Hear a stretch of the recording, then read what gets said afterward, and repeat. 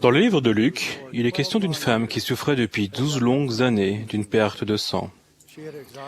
Elle avait dépensé tous ses biens pour trouver une solution médicale, mais sans succès. Dans la foule, cette femme s'est approchée du Sauveur par derrière et a touché le bord de son vêtement. Jésus a voulu savoir qui l'avait touché parce qu'il avait senti une force le quitter. Les apôtres, ne pouvant pas comprendre sa question, lui ont demandé « Maître, la foule t'entoure et te presse, et tu dis « Qui m'a touché ?» Alors la femme, apeurée et tremblante, confessa que c'était elle qui l'avait touché et qu'elle avait été immédiatement guérie. Le Sauveur lui dit de partir en paix, que sa foi l'avait sauvée. Il y a beaucoup à méditer et à apprendre de cette petite histoire intéressante. J'imagine la foule. Il devait y avoir beaucoup de monde, car les gens pressaient Jésus. Ce pouvait même être une foule bruyante, avec des gens qui poussaient et se bousculaient pour essayer de mieux le voir. Je me demande pourquoi ils étaient là. Je pense que la plupart étaient venus par curiosité. Partout où Jésus allait, la nouvelle de son arrivée et le récit de ses miracles le précédaient. Les gens s'attendaient peut-être à voir quelque chose d'extraordinaire, un événement à ne pas manquer. Cela n'est pas mentionné, mais il y avait probablement des pharisiens dans la foule. Ils semblaient être toujours là, à chercher des occasions pour le prendre au piège et de le mettre dans l'embarras, ou de trouver quelque chose qui pourrait le condamner. Peut-être y avait-il même dans la foule des gens qui étaient venus pour se moquer de lui. Dans la foule, il y avait une femme. Je vois une femme humble, peut-être même une femme timide, s'approchant sans bruit du Sauveur par derrière, puis confessant avec embarras qu'elle avait touché le bord de son vêtement. C'était une femme épuisée et ruinée par ses difficultés.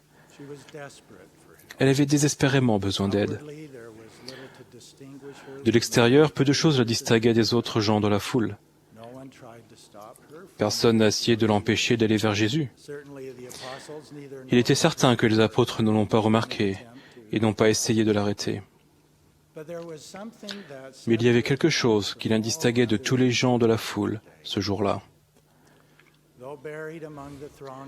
Bien que noyée dans une foule grouillante, elle avait avancé résolument et silencieusement avec un objectif à l'esprit, approcher le Sauveur, ayant la foi qu'il avait le pouvoir de la guérir, qu'il se souciait d'elle et qu'il répondrait à son besoin.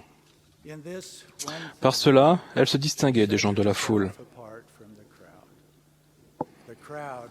La foule venait voir, mais la femme venait pour être guérie. Il y a d'autres récits intéressants dans les Écritures où une personne fidèle se trouve dans une foule. Alma se trouvait parmi les méchants prêtres du roi Noé. Ces hommes sont décrits comme étant enflés dans l'orgueil de leur cœur, paresseux et idolâtres, des gens qui adressaient des paroles vaines et mensongères au peuple. Ils avaient perverti les voies du Seigneur parce qu'ils n'avaient pas appliqué leur cœur à comprendre. Quand Abinadi a donné son message de repentir, ils se sont moqués de lui et ont fini par le mettre à mort. C'était une foule méchante. Pourtant, comme les Écritures le signalent, il y en avait un parmi eux qui crut. Seul Alma a reçu dans son cœur les enseignements d'Abinadi. Avec courage, il s'est séparé de la foule pour suivre le Seigneur. L'influence de ce seul homme de la foule sur le cours de l'histoire néphite est incommensurable. L'une des foules les mieux connues dans le livre de Mormon est celle qui se trouve dans le grand et spacieux édifice, dans la vision de l'arbre de vie Kaulei. L'édifice était rempli de gens, jeunes et vieux, hommes et femmes, qui se moquaient de ceux qui prenaient du fruit de l'arbre et les montraient du doigt. Malheureusement, certains de ceux qui avaient goûté du fruit écoutèrent la foule et tombèrent dans des sentiers interdits et se perdirent. Mais il y en eut d'autres qui prirent du fruit et ne firent pas attention à la foule. Ce sont ceux qui profitèrent de toutes les bénédictions de l'arbre de vie. En réalité, ces histoires ne traitent pas de foule, mais de personnes dans ces foules. Elles parlent en réalité de vous et de moi. Nous sommes tous dans les foules de ce monde. Mon expérience m'a enseigné que nous sommes presque tous comme la femme qui, malgré la foule, est allée vers le Sauveur. Nous avons tous la foi qu'il suffit de toucher pour guérir notre âme douloureuse et soulager nos besoins les plus profonds. J'ai remarqué que les nouveaux membres de l'Église dans de nombreux pays sont souvent comme Alma. Ils sont les seuls de leur famille ou parmi leurs amis à entendre les paroles de vie. Ils ont pourtant le courage d'accepter l'Évangile et de se frayer un chemin au milieu de la foule. Je pense que chacun de nous comprend ce que signifie prendre du fruit de l'arbre de vie, qui rassasie en voyant et en entendant des gens qui se moquent de nous, et ce que signifie faire des efforts courageux pour ne pas faire attention à eux. Se frayer un chemin dans les foules du monde peut être solitaire et difficile. Leurs attraits et leurs forces, pour la personne qui souhaite s'écarter vers quelque chose de meilleur, sont très forts et très difficiles à vaincre. Qui peut mieux que le Sauveur atteindre, soutenir et finalement sauver une personne dans la foule? Il comprend ce que signifie persévérer dans une foule irrespectueuse et rester fidèle.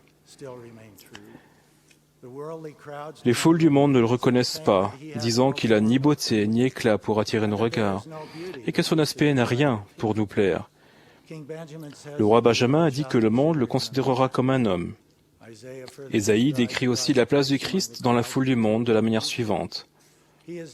Méprisé et abandonné des hommes, homme de douleur et habitué à la souffrance, nous l'avons dédaigné, nous n'avons fait aucun cas de lui. Cependant, ce sont nos souffrances qu'il a portées. C'est de nos douleurs qu'il est chargé.